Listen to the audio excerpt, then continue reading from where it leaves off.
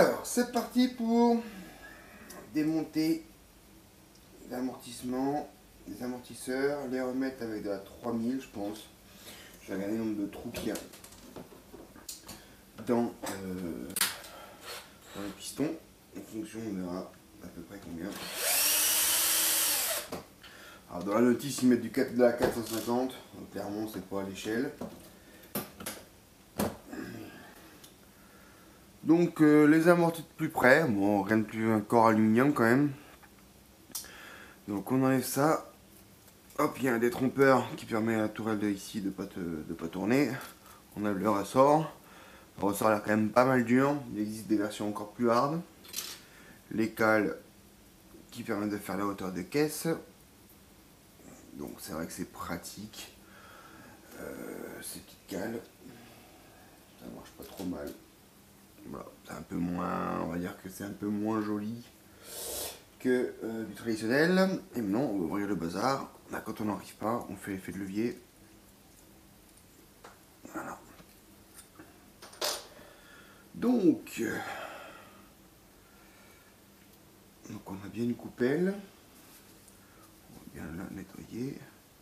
On va laisser le relais pour éviter qu'elle se perce.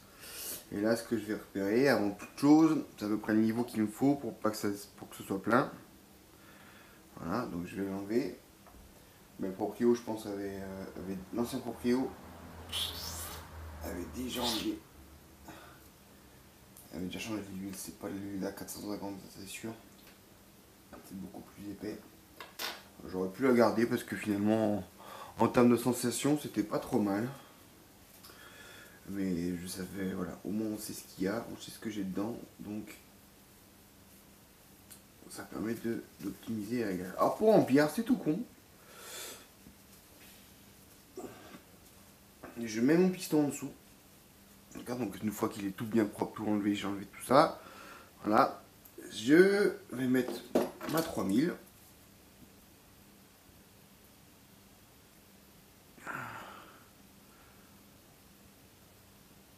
Hop, on a dit qu'il fallait être à peu près par là.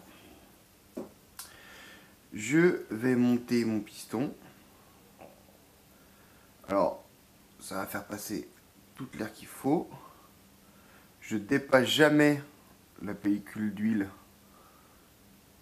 sur mon piston et je redescends en tournant doucement. Et là, vous voyez que toute l'air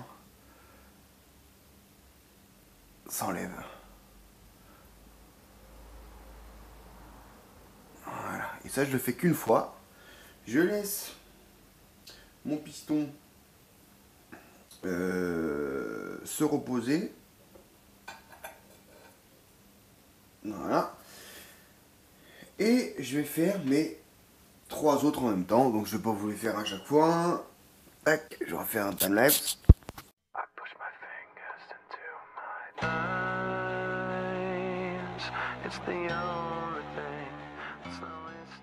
Alors ça y est, les bulles sont totalement remontées, donc on est haut et clair, on va dire ça comme ça. Là, j'ai plus qu'à reprendre et visser. Voilà. S'il y a un tout petit excédent, ça sort par la vis de purge là-haut. Voilà, il faut bien serrer. Ça, on est tranquille. Et je vais refaire mon amorto. Donc là c'était, ça c'est l'arrière, donc effectivement tu as l'arrière et les amants qui sont différents de longueur, donc tu as plus long derrière et plus court devant. Donc vous l'avez mis un petit je crois déjà. On va remettre pareil, un moyen et un petit. Et puis de toute façon on verra bien ce que nous amène. Là ce que j'ai fait aussi dans le timelapse, c'est que j'ai mis toutes les fixations les plus horizontales possibles. Comme ça, on a le moins de roulis possible lorsque la voiture s'engage dans les virages. But it's made of all the things I have to take.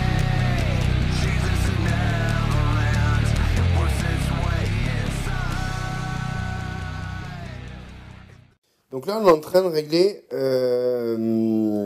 la partie qui va permettre en fait à la voiture de bouger autour de son point d'équilibre une fois qu'elle a reçu tout l'électronique.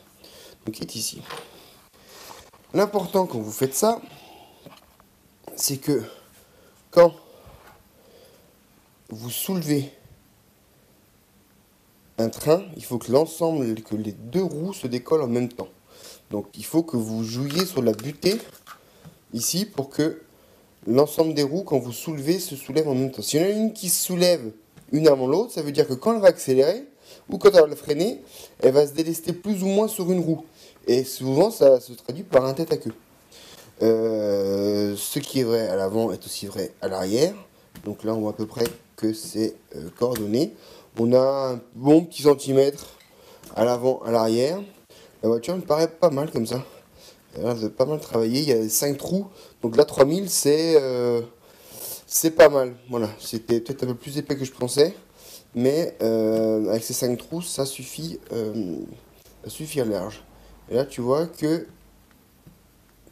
on a bien les deux roues qui se lèvent. Faut pas que ça se lève trop haut, parce que quand ça freine, ça veut dire que tu vas délester ton arrière. Donc voilà, moi j'ai à peu près 1 centimètre. Ça se drop à 15. Voilà. Ce qui est toujours dommage aussi dans ces châssis-là, que j'ai retrouvé uniquement dans les 1/5e, c'est que tu n'as pas de stop down. Ça veut dire que ton châssis, s'il freine, il n'y a pas de butée basse. Il faudrait en fait ici rajouter un petit truc là qui permettrait de faire la butée basse et éviter que le châssis frotte sur le sol. Donc là, globalement, on a fait donc nos huiles arrière. Donc là, bien souple, on a mis du 20 000. On a fait notre huile à l'avant. Là, c'est plus dur, c'est de la 100 000. Et puis, j'attends donc ma petite couronne pour qu'on finalise tout ça. Et puis après, une fois qu'on a finalisé de monter notre différentiel central, on va donc finaliser tout ça avec la partie électronique. Donc voilà pour la Team C partie mécanique. Maintenant, on va passer de l'autre côté à la partie pantour. A tout de suite.